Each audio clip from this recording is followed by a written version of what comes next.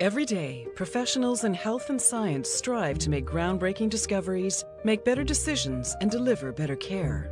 And we help them do it by empowering people with knowledge. But it isn't easy. There are always obstacles to overcome. One of Elsevier's boldest risks as a company was publishing Jewish German scholars exiled by the Nazi regime. Scientific progress was being crushed by prejudice, and director Ted Klautz believed history would judge him harshly if he didn't help these refugees get heard. Risking imprisonment or worse, Elsevier published English translations of their vital work. It was a brave, innovative decision and ensured that groundbreaking knowledge reached a global audience. Today, we still believe we must make brave decisions. That's why we pioneer cutting-edge technology to support the international science and medical community. The volume of research has grown exponentially since the 50s, and we have continuously improved the management of information and data. We were the world's first publisher to create and house a database, explored inventive new ways to deliver journals to scientists electronically. And before people had even heard of the World Wide Web, we created a revolutionary pilot to send articles via online connections. Each advancement was a bold step towards the launch of our first commercially available online platform. We are a global information and analytics company, #1 in global science, technology, and health publishing, working with almost every top US health system, as well as leading systems around the world. We are digital and lead the way in big data and information analytics expertise. In everything we do, we'll never stop striving to help expand the boundaries of understanding for the benefit of humanity.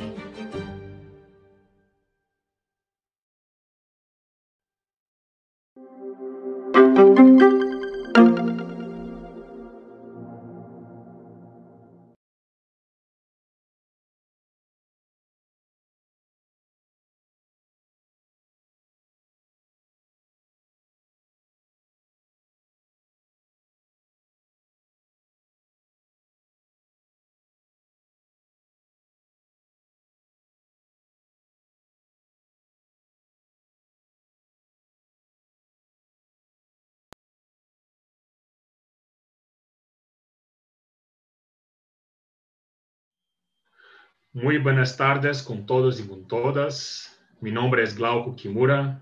Yo soy el oficial de proyectos de ciencias naturales de la oficina de UNESCO en Brasil. Estamos muy contentos en participar de este Foro CILAC 2021 y les doy la más calurosa bienvenida a esa sesión temática que va a tratar del diseño de las Naciones Unidas de las Ciencias Oceánicas para el Desarrollo Sostenible 2021-2030 en el contexto del Atlántico Sur. La sesión tiene como objetivos de tratar el fortalecimiento de la ciencia bajo el diseño del océano y la cooperación internacional en el contexto del Atlántico Sur. El océano nos conecta y el diseño nos brinda innumerables oportunidades de cooperación científica, fortalecimiento institucional y de marcos legales, además de desarrollo de capacidades, comunicación e involucramiento social. El diseño del océano es de todos y para todos. Hoy tenemos dos expertos que nos van a brindar con un vistazo hacia el diseño en el mundo y en Brasil. Van a presentar medidas transformadoras para la ciencia oceánica y la importancia de la ciencia abierta.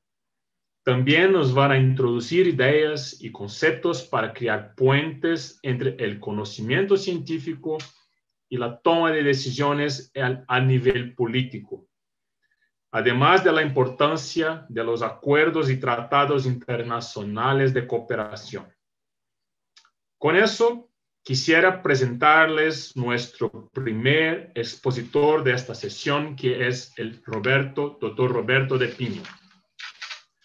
El doctor de Piño tiene un doctorado en Ciencias de la Computación y Matemáticas Computacionales por la Universidad de São Paulo, y también una maestría en Regulación de la Industria Energética es analista senior de Ciencia y Tecnología en el Ministerio de Ciencia, Tecnología e Innovación de Brasil y actualmente trabaja en la Coordinación General para el Océano y la Antártida. Él fue jefe de sección de Ciencia, Cultura e Innovación en el Instituto de Estadística de la UNESCO, además de subsecretario de la Secretaría de Ciencia, Tecnología e Innovación en el estado de Bahía, Brasil. Ha sido delegado del Grupo de Trabajo de Expertos Nacionales de Indicadores de Ciencia y Tecnología de la OCDE. Es un colaborador reconocido del Manual de Frascati 2015 y ha publicado también en colaboración con expertos de instituciones como la OCDE, la UNESCO y el IBGE, Oficina Nacional de Estadísticas en Brasil. Como científico de datos y expertos en política e indicadores de ciencia, tecnología e innovación, él ha trabajado en proyectos relevantes de minería y visualización de datos, bibliometría y definición de análisis políticas e indicadores de CTI. Por favor, doctor De Pino, tiene la palabra. Gracias. Muchas gracias, Glauco. Buenas tardes con todos y todas. Un momento, por favor. Sí, voy a intentar hablar español. Perdóname si a veces hablo portugués creyendo que hablo español perfectamente.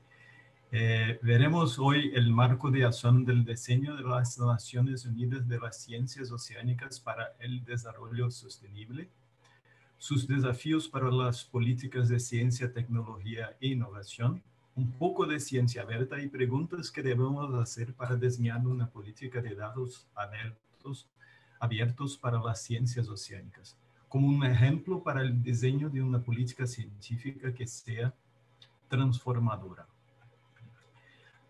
Luego veremos la experiencia de Brasil hasta hoy para la construcción de su Plan Nacional de Ejecución.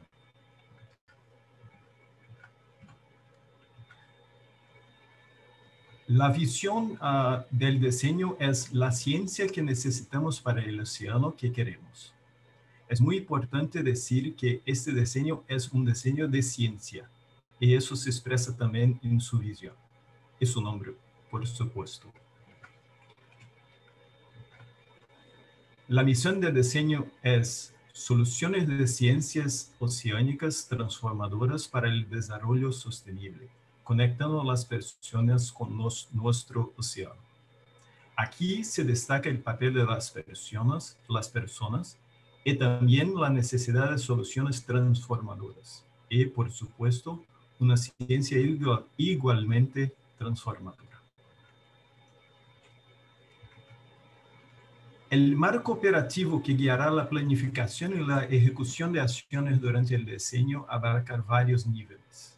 Él articula resultados, desafíos, objetivos y acciones concretas, sin olvidar los vínculos necesarios con la Agenda 2030, los Objetivos de Desarrollo Sostenible y marcos regionales y mundiales de las políticas. Para describir el océano que queremos, tenemos entonces los 7 resultados de los diseños que vemos ahí. Un océano limpio, donde se detectan las fuentes de contaminación y se reducen o eliminan. Un océano saludable y resiliente, donde se entiende, protegen, restauran y gestionan los ecosistemas marinos. Un océano productivo que sustenta el suministro sostenible de alimentos en una economía oceánica sostenible. Un océano predecible, cuyas condiciones cambiantes son entendidas por la sociedad, que está capacitada para responder a ellos. Un océano seguro, donde la vida y los medios de subsistencia están protegidos de los peligros relacionados con el océano. Un océano accesible, con acceso abierto y equitativo a los datos, la información, la tecnología y la innovación. Es muy importante pensar que no solo nuestros datos deben estar abiertos, sino debemos hacer todos los esfuerzos posibles para que tengamos también la capacidad de utilizar los datos que tenemos y también los datos de las más diversas fuentes de datos de cualquier parte del mundo. Y, por supuesto, no puedo olvidar el resultado 7. Un océano inspirador y estimulante es el que cautiva a las personas y que se encarga que hagan el esfuerzo necesario para que tengamos un océano limpio, saludable, etc. Entonces, el resultado 7 es un océano inspirador y estimulante que la sociedad entiende y valora en relación con el bienestar humano y el desarrollo sostenible.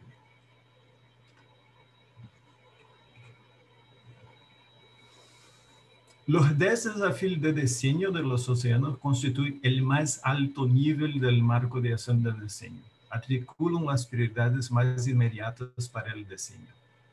No los voy a describir todos ellos. Como ejemplo, el primer desafío es comprender y cartografiar las fuentes terrestres y marinas de contaminantes y sus efectos potenciales en la salud humana, en los ecosistemas oceánicos y formular soluciones para eliminarlas o mitigarlas. Y el último es el desafío 10, garantizar la comprensión general de los múltiples valores y servicios del océano para el bienestar del ser humano, la cultura y el desarrollo sostenible. Y detectar y superar los obstáculos al cambio de conducta necesario para que se dé una revolución profunda en la relación de la humanidad con el océano.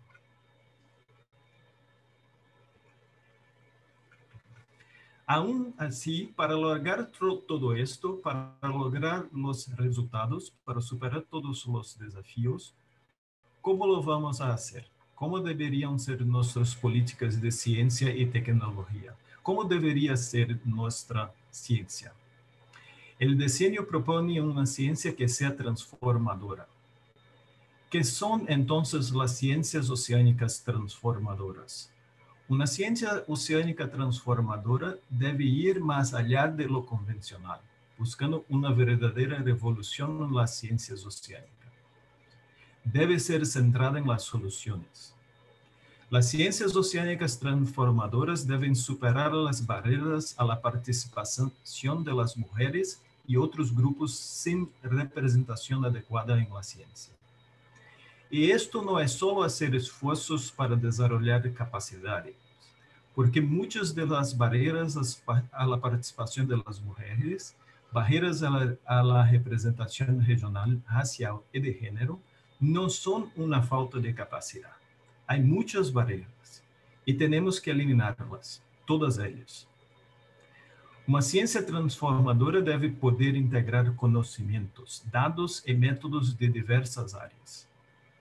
Una ciencia oceánica transformadora se comparte abiertamente.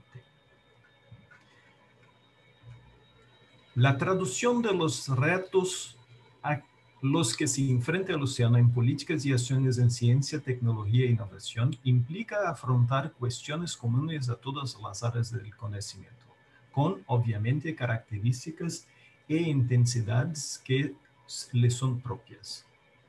Todavía es necesario luchar contra la actual ola de descrédito en la ciencia, a menudo alentada por representantes gubernamentales. Esta ola logra causar miles de muertes al impedir que la mejor ciencia dirija la acción de las personas. A pesar de los grandes éxitos demostrados por la ciencia, por ejemplo, en el rápido desarrollo de una vacuna contra el COVID-19. Para el océano, los resultados y desafíos que plantea el diseño pueden actuar como catalizadores de enfoques transdisciplinarios al indicar caminos que se guían por la búsqueda de la resolución de problemas y no por barreras temáticas. Barreras temáticas que muchas veces son arbitrarias o generadas en diferentes contextos históricos.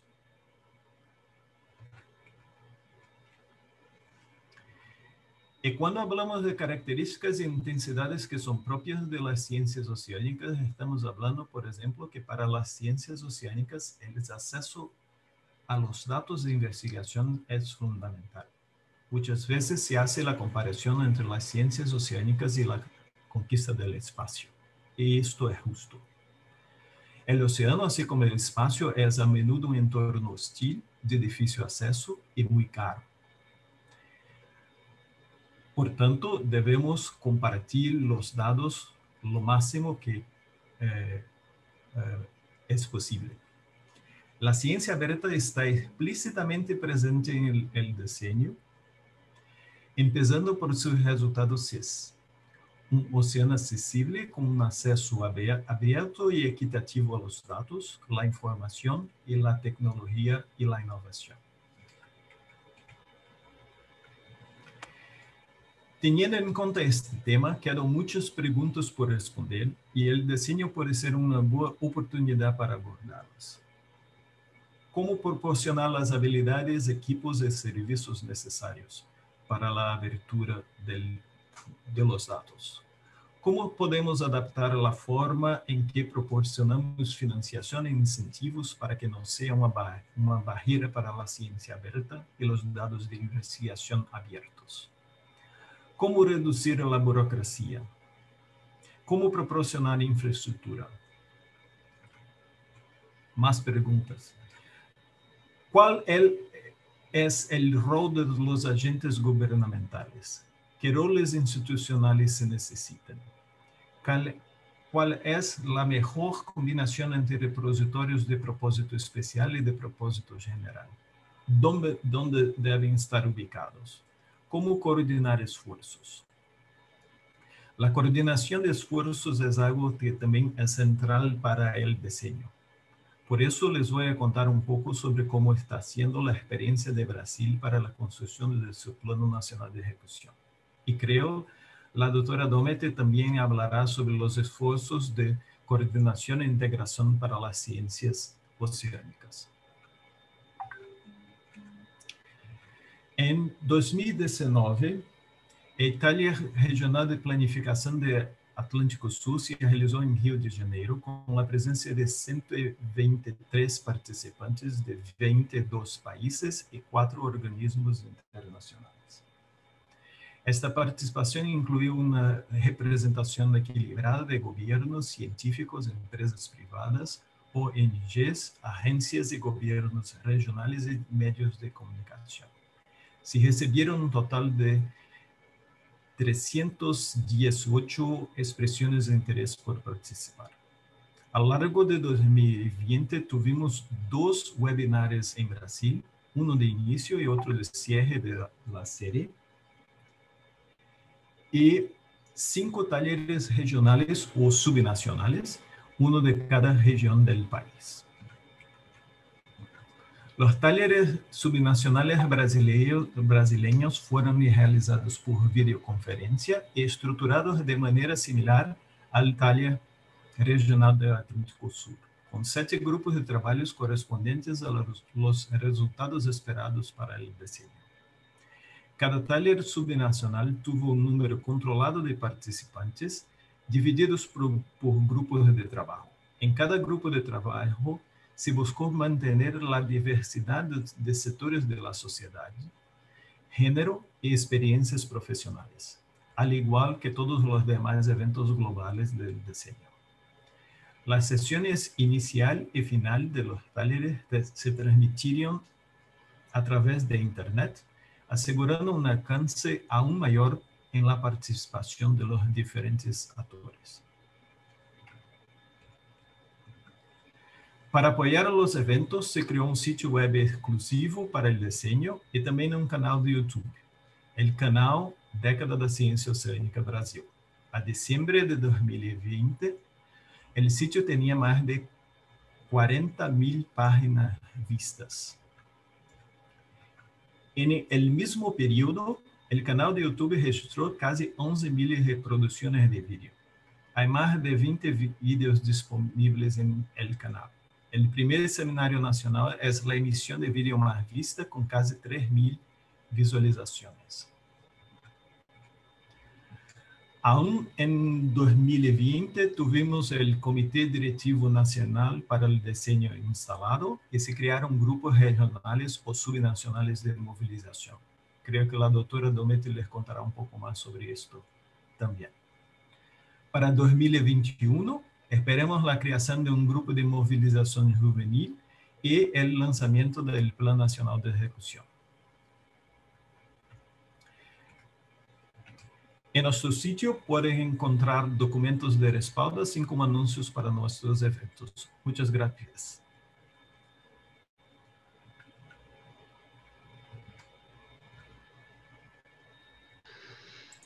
Muchas gracias, doctor Piño, por la brillante exposición. Ha sido muy aclaradora. Bueno, ahora tengo el placer de presentarles la segunda expositora de esta sesión, que es la doctora Camila Domic. Camila es bióloga con maestría y doctorado en zoología por la Universidad Federal de Paraná, Brasil. Desde el 2008, Camila coordina el Laboratorio de Ecología y Conservación de la Universidad Federal de Paraná, enfocando su investigación en el desarrollo de soluciones científicas para la conservación y manejo de la megafauna, como cetáceos, tortugas marinas y elasmobranquios. Su principal experiencia se encuentra en la integración de enfoques ecológicos en conjunto con evaluaciones de impacto y riesgo, aplicando de esta forma la ciencia para apoyar la toma de decisiones y políticas de conservación. Como investigadora involucrada en ciencias aplicadas, ha colaborado en diversas iniciativas, redes y foros nacionales e internacionales. Además de estar dedicada a la divulgación de la ciencia y la participación de la sociedad en acciones de conservación. Por favor, doctora Camila Domic, tiene la palabra. Gracias. Muchas gracias, señor Glauco. Muchas gracias, Roberto Pinho, por tu apresentação. Olá a todos. Agradezco a invitação e pido permiso para continuar com minha apresentação em português. Vamos continuar, então, a nossa conversa sobre a década da ciência oceânica, a qual nos chama para desenvolver essa ciência transformadora que meu colega Roberto Pinho trouxe, essa ciência que traz também a oportunidade do desenvolvimento da tecnologia, da inovação, de colaborações na perspectiva da consolidação dos ODS, dos Objetivos de Desenvolvimento Sustentável e da Agenda 2030, conforme muito bem exposto na apresentação anterior. E como nós, cientistas, enxergamos essa década e essa oportunidade? Quando falamos de década da ciência oceânica, evidenciamos uma série de problemas, de conflitos, de discussões, de ações, de temas a serem abordados, a serem enfrentados, a serem conhecidos. Entre eles, temas de desenvolvimento, temas de conservação, de garantia dos recursos marinhos, dos recursos alimentares da pesca, de uma boa qualidade de água, da condição de saúde dos seres humanos e do planeta como um todo. Também falamos sobre valorização, sobre trocas culturais, sobre o fortalecimento de culturas, sobre igualdade de gênero, sobre processos de educação, sobre acessibilidade. Então, todas essas questões estão envolvidas na década da ciência oceânica, como muito bem exposto nos seus desafios e nos seus interesses de resultados sociais. A década, ela vem com o grande objetivo de reverter o ciclo de declínio da condição de saúde do planeta, mas ela traz esse desafio a partir de soluções que olham para o desenvolvimento sustentável. Nesse sentido, e muito bem exposto também anteriormente, essa década traz uma oportunidade de cooperação, de envolver pessoas de diferentes setores para dialogar, para construir, para buscar soluções, para renovar a nossa forma de enxergar os problemas e a forma como resolvê-los. Então, dentro dos objetivos globais, nós trazemos a sociedade civil, os managers, os gestores, os políticos, os governantes, as organizações governamentais e não governamentais, o setor privado, as empresas, as indústrias, as comunidades tradicionais, os detentores do conhecimento tradicional, os usuários dos recursos naturais, e os comunicadores, aqueles que nos ajudam a traduzir a ciência para a sociedade e as demandas da sociedade para a ciência. E trazermos todos esses colaboradores, todos esses stakeholders, para discutir e para construir ciência, tendo a ciência como eixo motriz, como a grande manivela que garante a movimentação e o desenvolvimento dessa ciência transformadora para esse novo cenário transformador que nós buscamos para o nosso futuro. Então, encontrar estratégias adaptativas, encontrar mecanismos, métodos de comunicação entre a ciência, a sociedade e as instâncias de governo fazem parte desse grande desafio. E o papel do cientista é construir esses mecanismos de comunicação e essas informações de base para as tomadas de decisão. Mas não é qualquer ciência, como muito bem dito pelo Dr. Pinho, não é qualquer ciência que faz parte da década da ciência oceânica. É uma ciência multidisciplinar, é uma ciência integrada, é uma ciência construída com base nos nossos objetivos de conhecermos mais sobre o nosso planeta, conhecermos mais sobre as tecnologias que estão disponíveis e estruturarmos, trazermos a ciência para nos ajudar a tomar melhores decisões. Que tipos de decisões nós estamos falando? Decisões que nos permitem conservar e restaurar os ecossistemas e a biodiversidade, que nos permitem predizer as condições climáticas e oceanográficas, ou seja, entender como o clima e o oceano funcionam hoje e o que podemos esperar nos próximos anos. Também garantir recursos naturais e a sua exploração de maneira sustentável. Quando eu digo recursos naturais, falo em recursos biológicos, mas também em recursos minerais. E dentro dessas três grandes linhas que nós podemos construir e devemos construir com a década da ciência oceânica, também poderemos fortalecer o desenvolvimento, deveremos fortalecer o desenvolvimento sustentável, garantindo o crescimento econômico e os ganhos sociais. Avaliar o presente e planejar o futuro garante à sociedade e ao planeta a melhor relação custo e benefício para a tomada de decisão. Tomadas de decisão mais assertivas, processos de gestão mais assertivos, que garantam o bem comum para essa e para as próximas gerações. Então, a década, assim como a Agenda 2030, tem o grande objetivo, o grande slogan de trazer todos os países, todos os atores, todos os stakeholders, para juntos construirmos o futuro, sem deixar ninguém para trás. E quais são as grandes vantagens dessa integração entre a ciência e a política, a ciência e os governantes e a tomada de decisão? Nós conseguimos, a partir desse estreitamento de relação, fortalecer a nossa capacidade de construção de conhecimento, acelerar o desenvolvimento de tecnologia, garantir a troca de saberes, a troca de conhecimento, construirmos uma ciência de maior nível regional e global.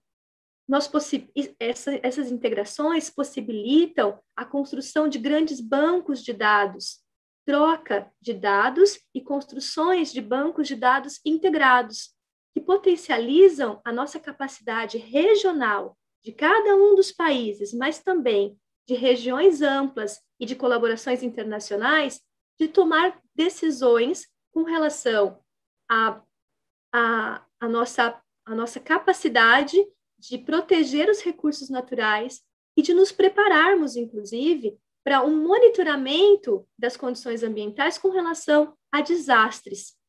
Essa capacidade de observar o oceano vai ser desenvolvida exatamente pela construção desses grandes bancos de dados, dessa integração de bancos de dados, da nossa condição de construção de cenários.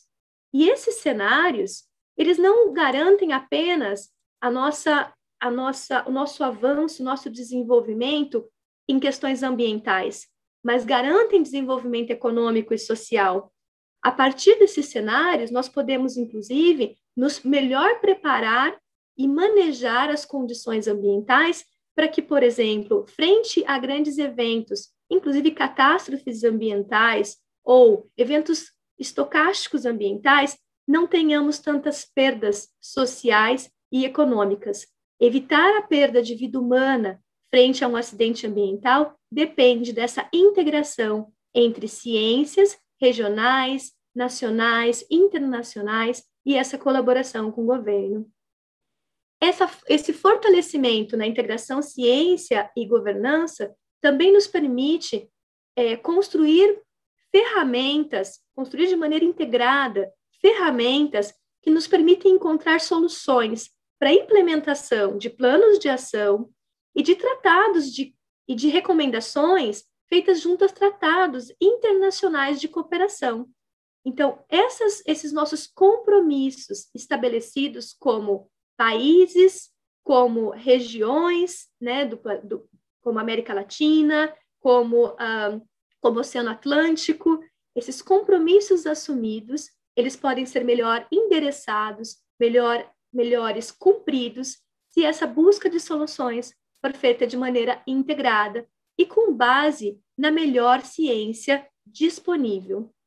Também a busca de soluções para esse desenvolvimento sustentável, um desenvolvimento sustentável inclusivo, justo e que garanta esses benefícios, então, para a nossa geração, para as próximas gerações, de maneira igualitária para todos, como o Dr. Glauco falou no início da sua apresentação. E de que maneira nós construímos essa integração ciência dentro da década da ciência oceânica? Roberto Pinho deixou bastante exposto os passos, os mecanismos já estabelecidos globalmente para a década. E eu gostaria de reforçar que esse conjunto de ações em busca dos benefícios, tanto para o oceano como para o desenvolvimento da sociedade, para o desenvolvimento sustentável da sociedade, iniciou em 2017, quando a iniciativa Década da Ciência Oceânica foi proposta. Ao longo dos primeiros 2 anos, se construiu um plano global da ciência para a década oceânica. Esse plano global, ele traz diretrizes, objetivos em esfera global e traz também o direcionamento para a construção de planos nacionais. O Brasil saiu à frente na construção desses planos, pois já fez o seu plano de maneira participativa, de maneira construtiva, integrando pessoas, instituições, desde comunidades tradicionais, empresas, pesquisadores e governo. Essa integração permitiu e permitirá, ao longo dessa década, um fortalecimento para o desenvolvimento de projetos e iniciativas em escalas locais, em escalas nacionais e em escalas internacionais. Porque a partir dessas novas iniciativas e dessas cooperações, nós poderemos desenvolver infraestrutura, desenvolver a tecnologia, desenvolver a nossa capacidade de executar a ciência. E novas ciências também surgirão dessa integração e dessa cooperação. Quanto maior a construção e a integração dessa ciência, maior a nossa capacidade também de colaboração, de expandir colaboração, de construirmos laços entre os diferentes países. E eu acho que é nesse ponto que nós estamos construindo a década da ciência oceânica, para juntos conseguirmos encontrar juntos conseguimos construir a melhor ciência para dar suporte às tomadas de decisão em nível nacional e em nível internacional. Essa construção e esse desenvolvimento da ciência é o caminho para garantir o desenvolvimento social, cultural e econômico, ou seja, para alcançar os objetivos globais de desenvolvimento sustentável. Se nós olharmos para toda a América Latina, de maneira conjunta, podemos nos perguntar, então, a grande pergunta da década da ciência oceânica: que ciência nós queremos para o oceano que nós precisamos? Ou que ciência nós precisamos para o oceano que queremos? E olhando para essa grande pergunta, o Brasil construiu o seu plano de ação nacional de maneira participativa e está estruturando a sua capacidade nacional para a execução da década. Uma forma de estruturar é fortalecer os grupos de mobilização local. O Dr. Roberto Pinho colocou na sua apresentação a construção dos GANs. Esses grupos locais, eles dão a oportunidade para se olhar para os problemas locais em busca de soluções globais.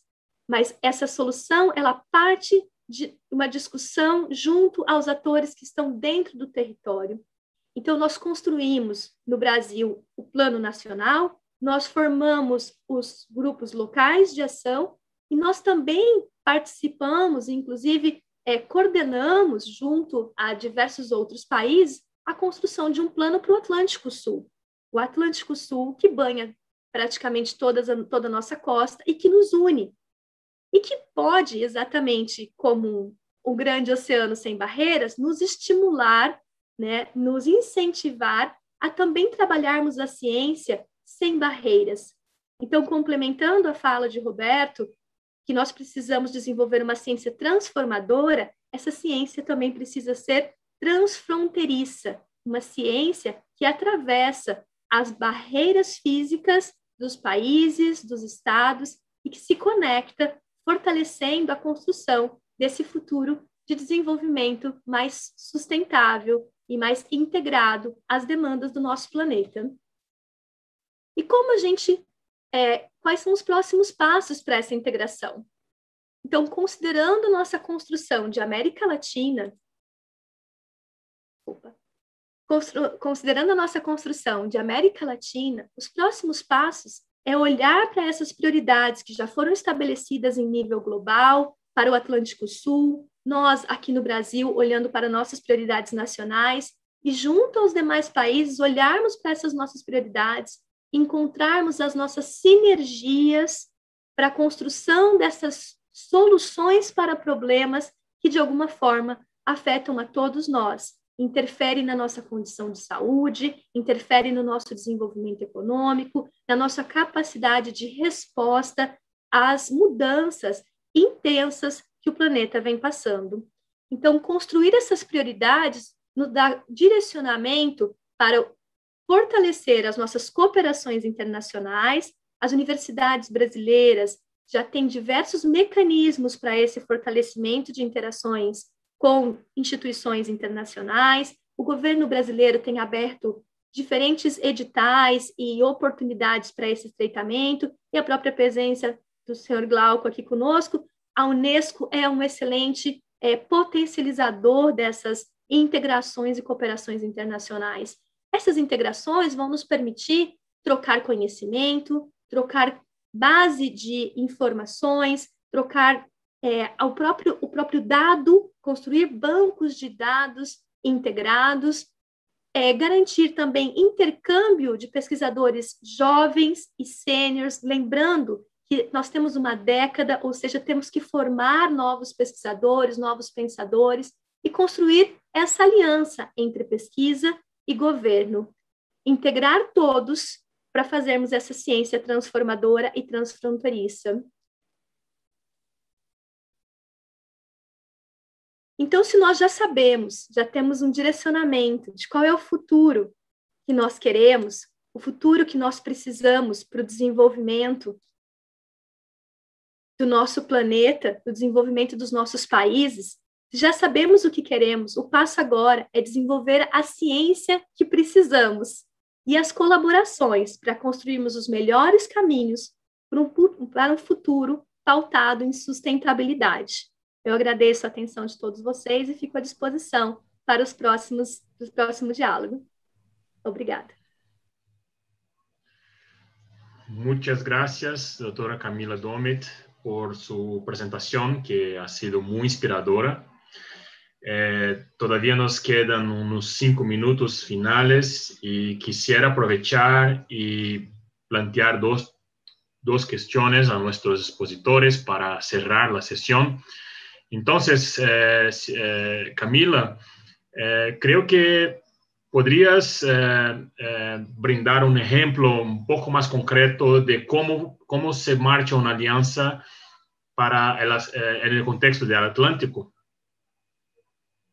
Sim.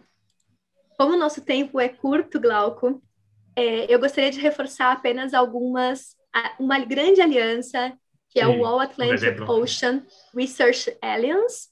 É uma grande aliança que trabalha todo o Atlântico de polo a polo, pole to pole.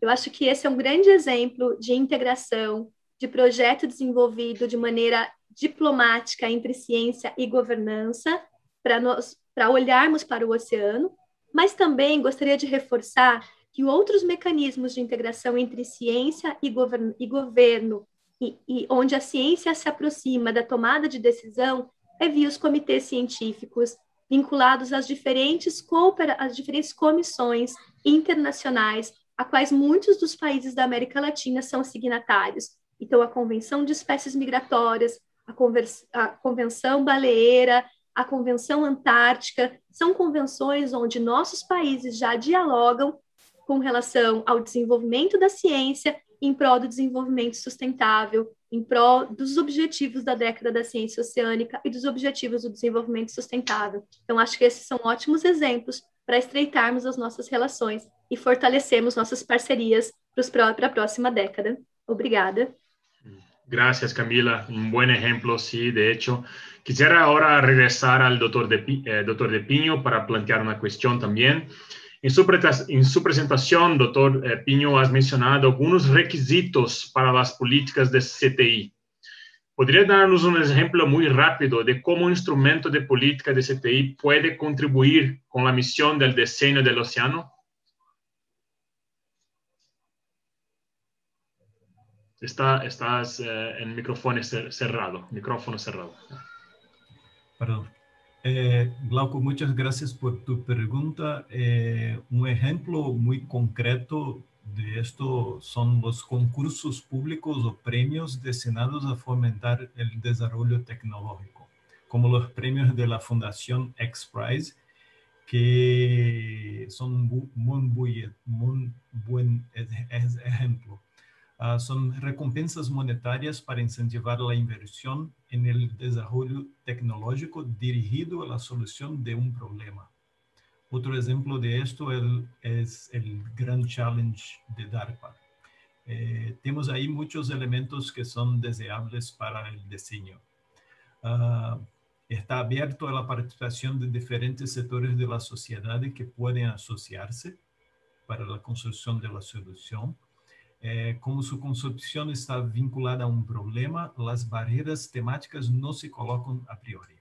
Los equipos deben ser naturalmente multidisciplinarios y diferentes equipos pueden mismo proponer diferentes enfoques para resolver el problema. Su diseño puede contemplar la unión de diferentes equipos en etapas posteriores del proyecto. Y es posible aún que sus resultados esperados ya sean resultados concretos y que ya estén asociados con compras gubernamentales. Y el acceso abierto a los productos generados es una posibilidad. Tenemos la posibilidad de que los productos, los diseños, las soluciones estén abiertas. Y importante para este foro acá, es fácilmente adaptable para la comparación multilateral. Puede ser abierto a la participación de muchos países y hecho en conjunto. Muchas gracias por la pregunta. Bueno, creo que ya no tenemos más tiempo para continuar esta interesantísima conversación. Quisiera agradecer a nuestros expositores por haber aceptado este desafío y nos brindado con brillantes e inspiradoras presentaciones.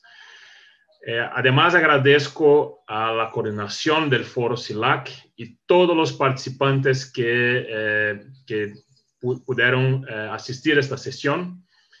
Y les invito a visitar la página web de la Década Oceánica en Brasil, el canal de YouTube, y también les invito a ser parte de ese esfuerzo y monitorear y estar con nosotros en los progresos para el diseño del océano para el Atlántico Sur.